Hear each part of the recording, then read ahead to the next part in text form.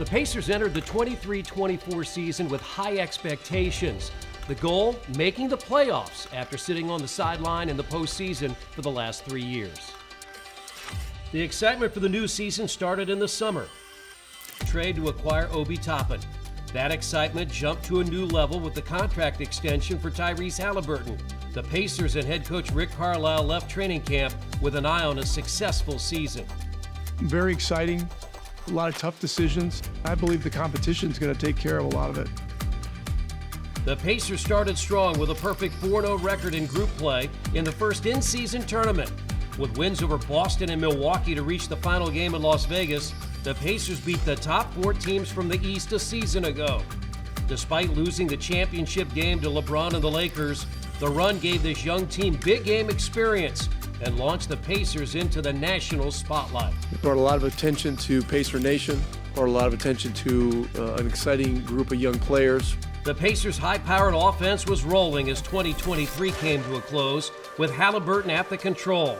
Tyrese had his own coming-out party with back-to-back 20-point, 20-assist games in double-figure wins against the Bulls and the Knicks. Ty and the Pacers were showing the country what Pacers basketball was all about. In January, as Halliburton battled injury and his teammates were looking for help, two-time All-Star and All-NBA player Pascal Siakam arrived in a trade from Toronto. A former NBA champion, he was the perfect fit for this young, fast-paced team. In February, Indianapolis put on a show for the world to see. NBA All-Star 2024. Tyrese was the prom king. Ben Mathurin, the Rising Stars MVP. Miles joined those two for the Skills Challenge Team Championship. And Halliburton capped off his busy week in the three-point shootout and as an All-Star starter. Tyrese hit 10 threes at Gainbridge Fieldhouse and scored 32 points as the East grabbed the All-Star win. Good weekend overall, had a lot of fun, put on for the city, and let's get ready for the second half of the season. Go Pacers. With just over 20 games to play and the Pacers 8th in the Eastern Conference, more bad news on the injury front. Benedict Mathurin's shoulder would need season-ending surgery. But the Pacers' depth was up to the challenge. Indiana improved defensively, led by Turner, who became the Pacers' all-time block shots leader. The Pacers posted a 13-7 record down the stretch, including 5 straight home wins to close the season. The 6th highest scoring team in NBA history would clinch a playoff spot for the first time in 4 years. Back in the playoffs for the first time since 2020, the 6th-seeded Pacers matched up with Central Division rival Milwaukee in round 1. After a Game 1 loss, Indiana responded on the road in Game 2 behind Siakam's 37-point, 11-rebound performance. Now with home court advantage, Game 3 came down to a game winner from Tyrese Halliburton. Tyrese! The terror! In a Game 4 win, there were plenty of heroes. None more than the longest-tenured Pacer, Miles Turner. He hit 7 threes, and a big one with the fans chanting his name.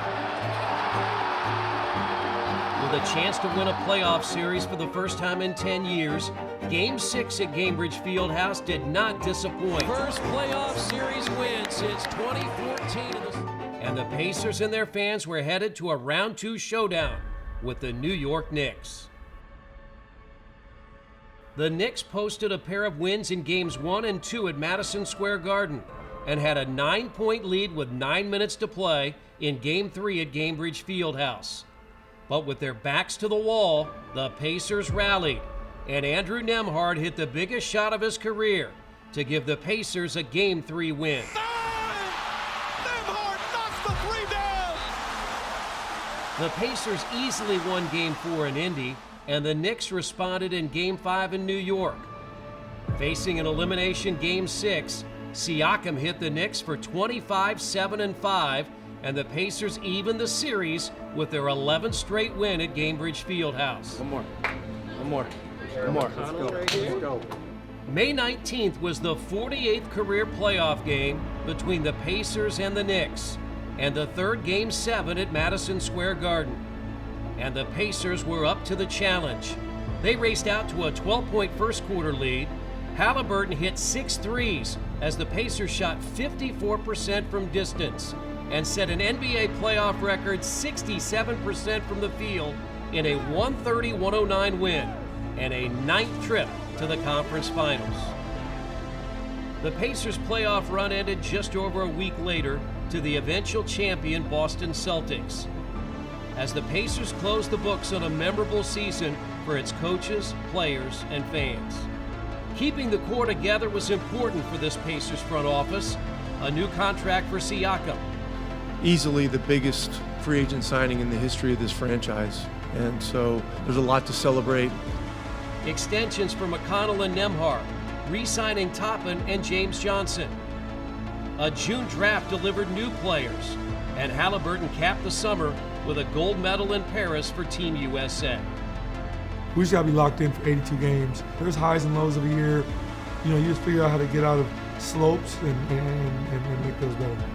For the Pacers, the 23-24 season was just the start. For 24-25, the Pacers are primed and ready to take the next step toward an NBA title.